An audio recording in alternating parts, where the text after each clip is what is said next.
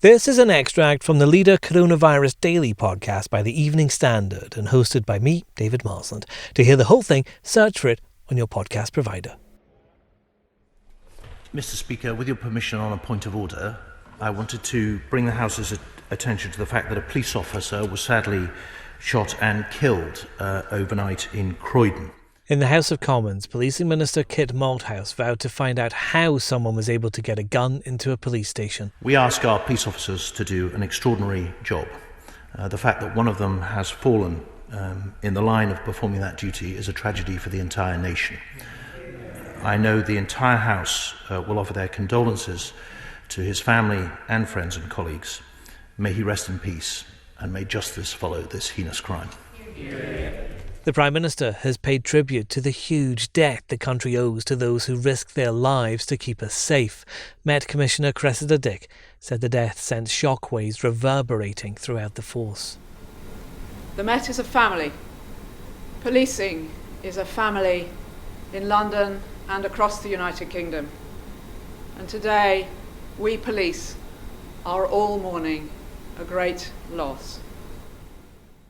Our editorial column says police appear to be facing ever-increasing dangers. It is not yet clear exactly how a sergeant came to be killed in a police station.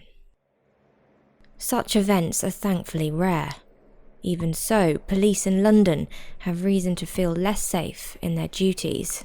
Attacks on Met Police rose sharply during the coronavirus lockdown. The force's own figures show there were some 2,027 assaults on officers between May and July. A 38% increase compared with the same period last year. Our brave officers do not deserve this treatment. The public rely on the police to keep them safe and owe them a corresponding duty. We should not forget that every day they put themselves on the line for us. The Evening Standard's John Dunne's covering this story. John, the Met says that no police firearm was discharged. So how did someone apparently manage to get a weapon into a police station and shoot an officer?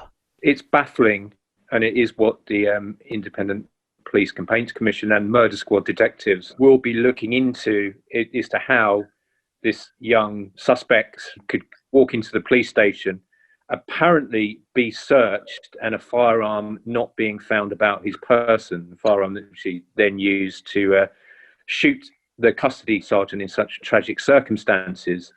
Obviously, these questions will be raised and will form the major plank of the investigation. That must be concerning for other police officers, though, John. They must be asking their own questions about their own safety.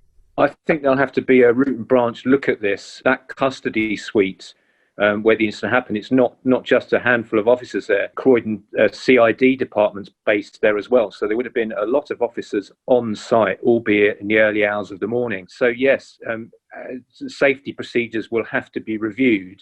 And if I were a police officer or I were a family of a police officer at that station or any other station now, I'd be asking the question, is there a rigorous enough searching, is there enough security when felons or suspects are brought in the station? The investigation's obviously underway. There's a lot of things still emerging, but what facts do we know right now? A 23-year-old man was arrested, taken into the custody suite. This custody suite was built in 2012, trumpeted as a highly secure, state-of-the-art custody suite. He was taken in there. He was being processed. We understand he had been searched. As the desk sergeant processed him, I filled in the paperwork, took his details. He was able to produce a weapon and shoot, we understand, multiple times before turning the gun on himself, leaving him in a critical condition and leaving the sergeant tragically battling for life. Paramedics and colleagues tried to save him, but he died in hospital. The Prime Minister has paid tribute, as has Priti Patel, the Home Secretary, and Cressida Dick, the Met Commissioner. But this sort of thing is a big shock to the country, isn't it? We don't expect police officers to be killed inside their own police stations. Absolutely true. It's truly shocking.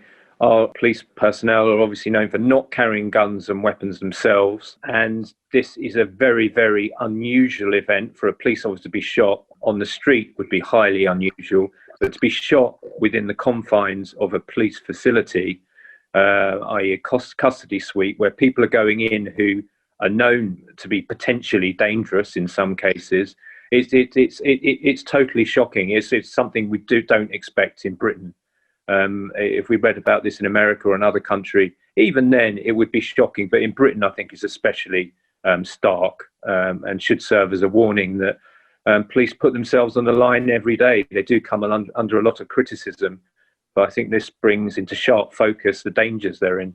Search for the Leader Coronavirus Daily on any podcast provider to hear more from the podcast.